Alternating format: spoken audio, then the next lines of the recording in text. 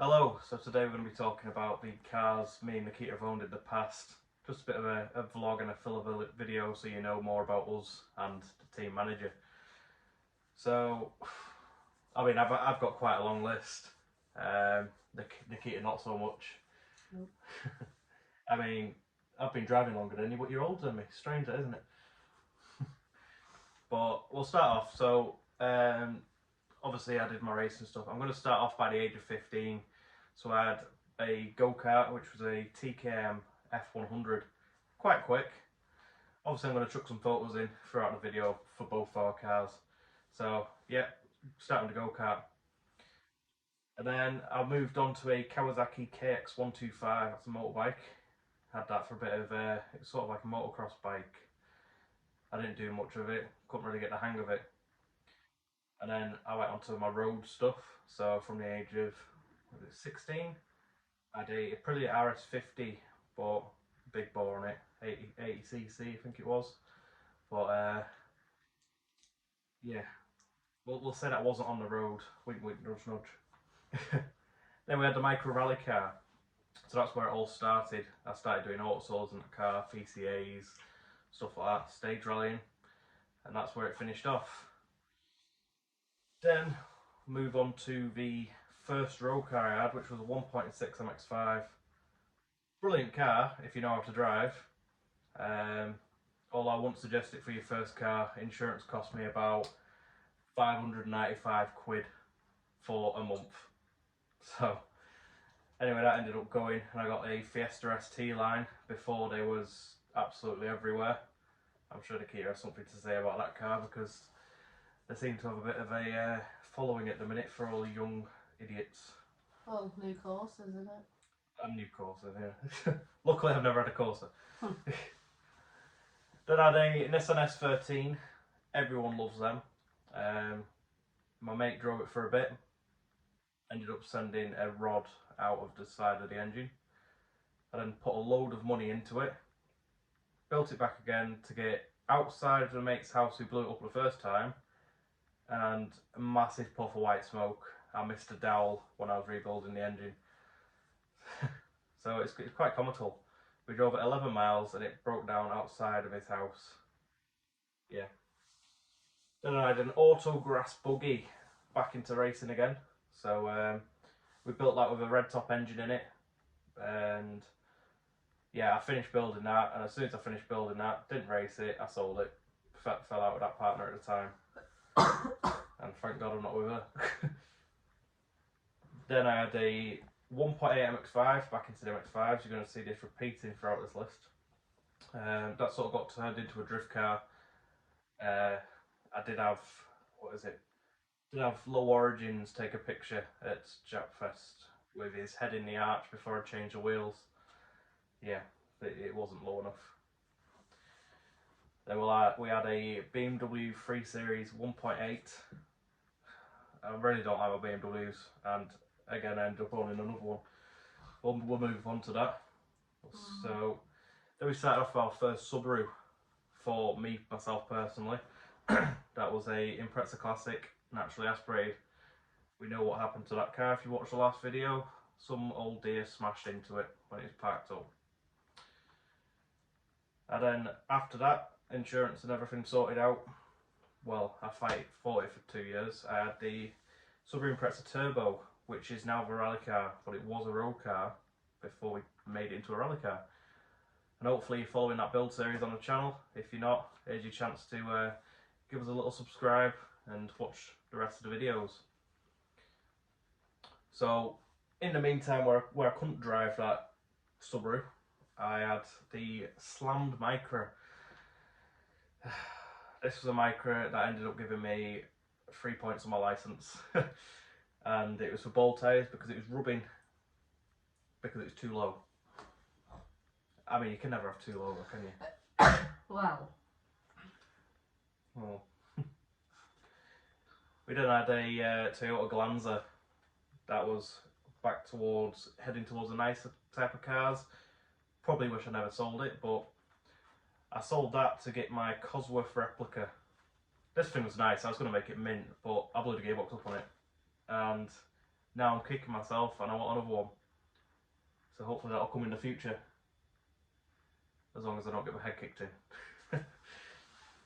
Then I have a Land Rover Freelander. This was at the time I was having my first child. Obviously not me, but I had my first child, and the fuel pump on that decided to give up 3 times in a row. I ended up giving it back to the guy I bought it off and basically told him where to go. Then I had a Subaru Impreza Hawkeye wagon. I mean, this was the 1.5 litre, crap slow, rubbish.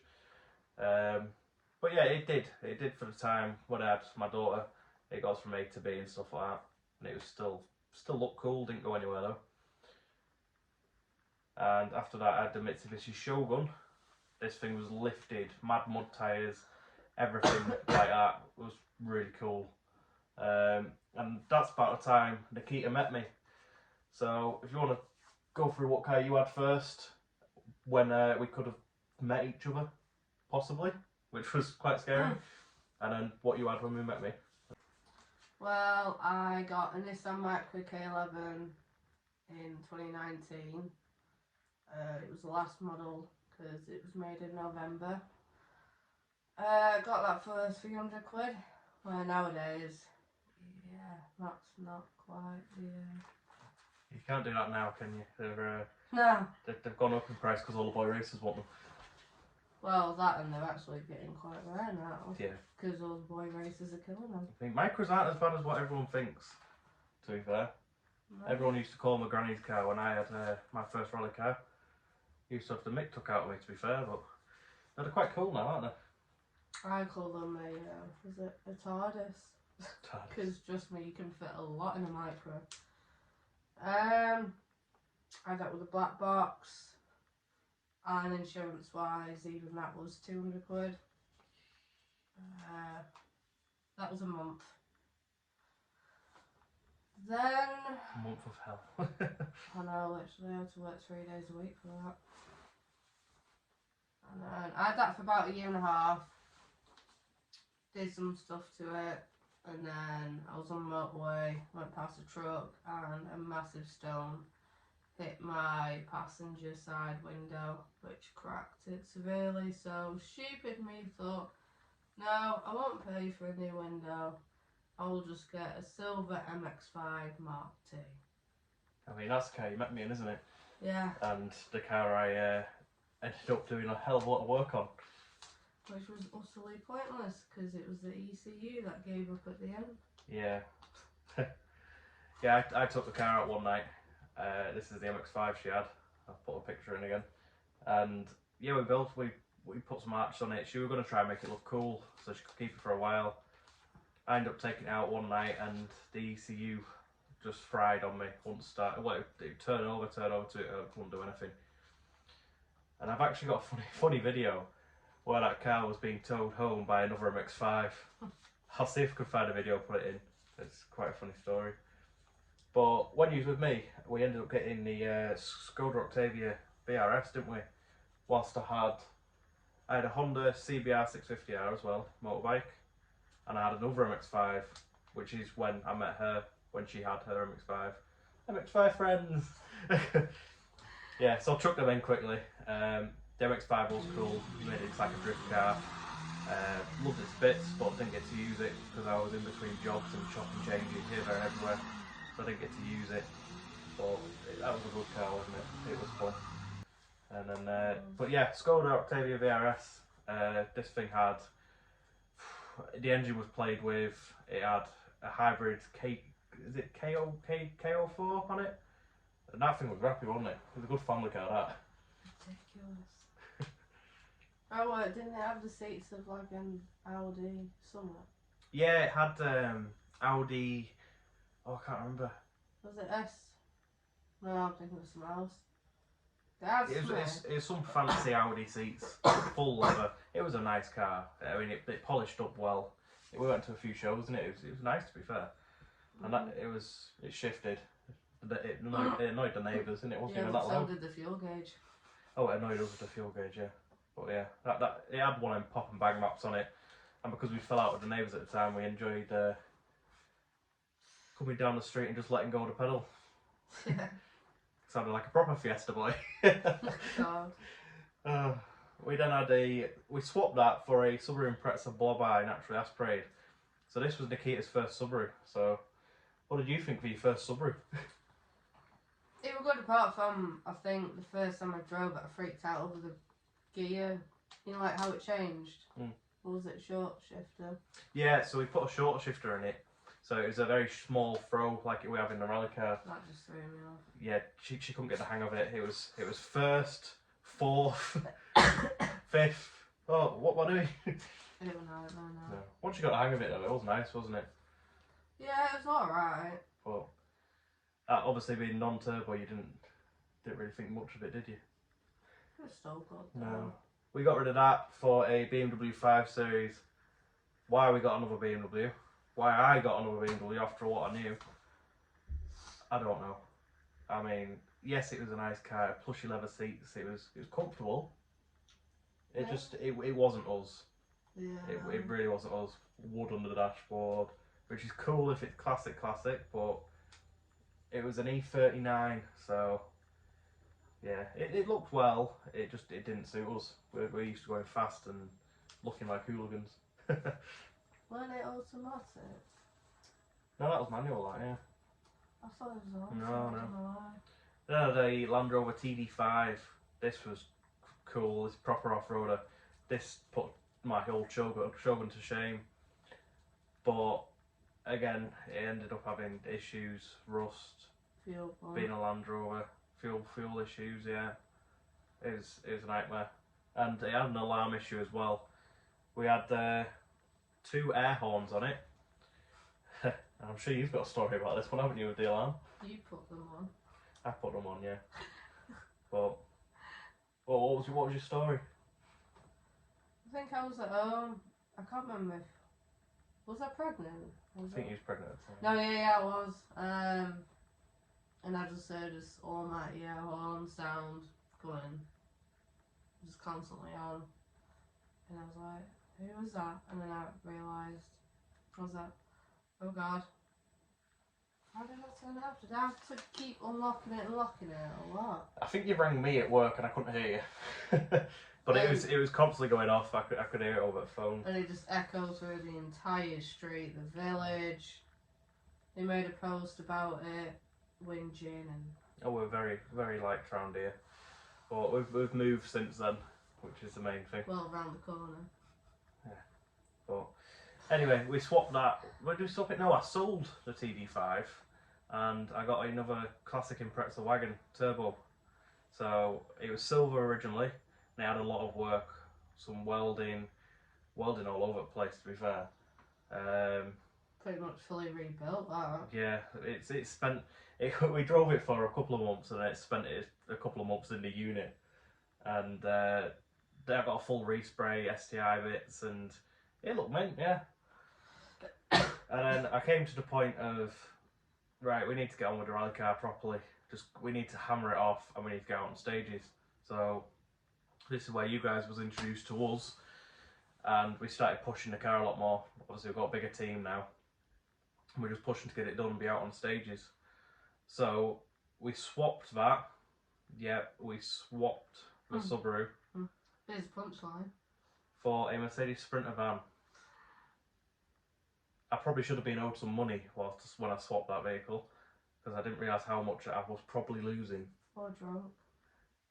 Yeah. But no comment. But yeah, I swapped it for a Mercedes Sprinter. The van is brilliant. It's massive. It's going to do us for the team. It's going to be able to tow the rally car. It's going to be able to put a bed in it and everything. But realistically, I've made more work for myself. But yeah, I'll shoot back to Nikita and let her go through her cars because I've just carried on talking through this. So, what did you have after your Mark II MX-5? I got rid of that. And I got a MX-5 Mark III. Was it no, it was 06, wasn't it? Yeah, it was a Mark III, yeah. Yeah, but it was a 06 fresh, well, 56. That thing was crash damage at first, wasn't it? We had some fun fixing that. Was it Cat S? Yeah, it was, yeah. Yeah, so pretty much, as soon as we got it, we had loads of work to do to it. It couldn't be driven because just paperwork and just everything legal wise, it was a nightmare. Plus I was pregnant at the time. Got it on the road. And then I just didn't feel like it was me, because I liked the Mark II, not the Mark III. The Mark III felt a bit too new. I mean, yeah, it was nice to have newer gadgets, but I think the it issue just didn't drive like was, the Mark II, did it? yeah, the issue was it didn't drive the same, and even though it's a bigger car than the 2.5, it felt a lot tighter inside. You felt like you were squished more than you was in the Mark II. And it didn't feel like a jack car. No. It felt, I don't know, it just didn't feel like a jack car. Where a Mark II, you'll sit in it and it looks like a jack car. It feels, it smells the lot. Mark III. I don't know. But I had to get rid of that, to be honest, because it was too low for me near the end of pregnancy. So we decided to get a Ford Puma. Is it 9? That's T-Reg. And it's T-Reg, yes. So whatever a T-Reg is, it's at. Did have that for a few months, and then that's what's it because since I've met you, every car's had to go off the bloody road. Yeah, so every one of Nikita's cars has ended up off the road or in the unit. You don't have much luck. That's With you. That's what we're seeing. It's not with me. You started off with that first Mark II. Hey, Herbie were fine. Yeah, well, I wasn't with you then. Yeah, exactly. So she called a micro Herbie. Yes. But yeah, this Puma's off the road on him because it needed brake discs and pads, fix of an oil leak. Just basic it's wear and tear. Yeah, it snapped a spring on the offside front, and yeah, it's been a bit of a nightmare, to be fair. It's more the point of we can get it done. It's just with money. A lot of money's going everywhere else with having a kid and stuff like that. But it is a brilliant car. I think you want to eventually, once you've got it back on the road, you want to eventually put the FRP kit on, the Ford Racing Puma kit. And it's very low mileage. Oh, it is. It's brilliant, yeah. Very low. It's fully restored underneath. There's not a touch of rust on it. There's a bit on the outside surface area and wing and stuff like that, but all in all, it's a mint car.